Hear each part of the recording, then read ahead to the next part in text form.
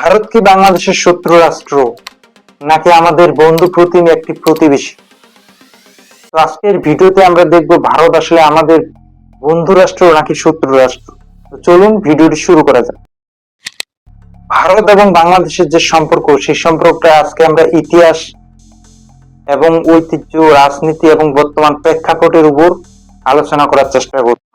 প্রথমে ঐতিহাসিকভাবে আমরা যদি বলার চেষ্টা করি, 1971 সালে বাংলাদেশের স্বাধীনতা যুদ্ধে ভারত যে কূটনৈতিক এবং সামরিক সহযোগিতা বাংলাদেশকে করেছে, পাশাপাশি বাংলাদেশের তৎকালীন সময়ে 1 কোটির উপরে শরণার্থীকে তারা আশ্রয় দান করেছেন এবং তাদেরকে সেই খাওয়ানো থেকে শুরু করে সমস্ত কিছু তারা প্রোভাইড করেছেন।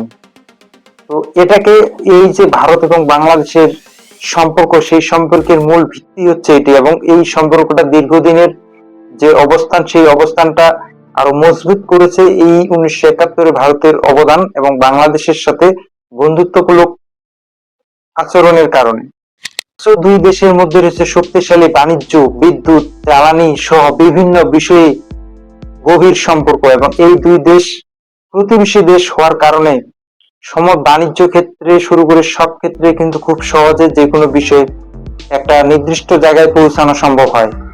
তবে সবকিছু সহজ নয়। আজও ভারত এবং বাংলাদেশের সীমান্ত নিয়ে অনেক ঝামেলা রয়েছে। পাশাপাশি তিস্তার পানি বন্টন চুক্তি, এছাড়া বাণিজ্যে ভারসাম্যহীনতা কখনো কখনো অনেক আলোচনার সৃষ্টি করে।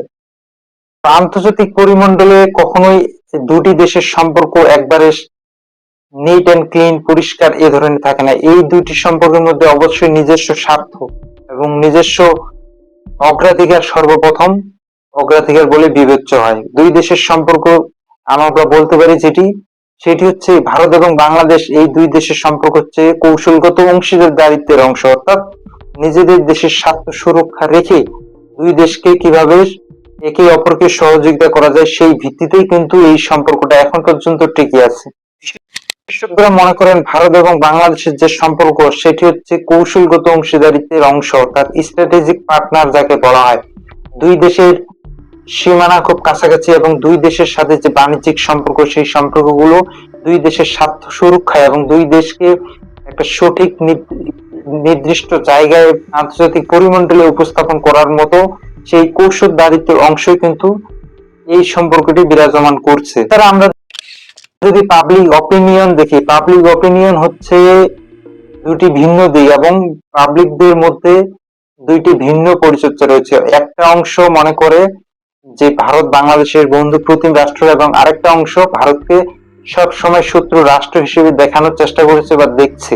তো এখানে মূল বিষয়টা হচ্ছে ভারত এবং বাংলাদেশের সম্পর্কের যে বিভিন্ন সময়ে টানাপোড়েন পরিলক্ষিত হয়। বিশেষ করে আপনারা দেখবেন বাংলাদেশে যখন কোনো রাজনৈতিক পটভূমি পরিবর্তন হয়, অর্থাৎ বাংলাদেশে কোনো রাজনৈতিক পরিবর্তনের সাথে সাথে ভারত এবং বাংলাদেশের সম্পর্কে বিভিন্নতা লক্ষ্য করা যায়, এবং এক এক সময় এক এক রকম ভারতের অবস্থানকে থাকার কারণেই কিন্তু জনগণের মধ্যে মিশ্র প্রতিক্রিয়া পরিলক্ষিত হয়, এবং এই কারণেই অনেক সময় ভারতকে আমাদের শত্রু রাষ্ট্র হিসেবে মনে হয়, আবার অনেক সময় ভারতকে কিন্তু আমাদের বন্ধু রাষ্ট্র হিসেবেই বেশি মনে করা।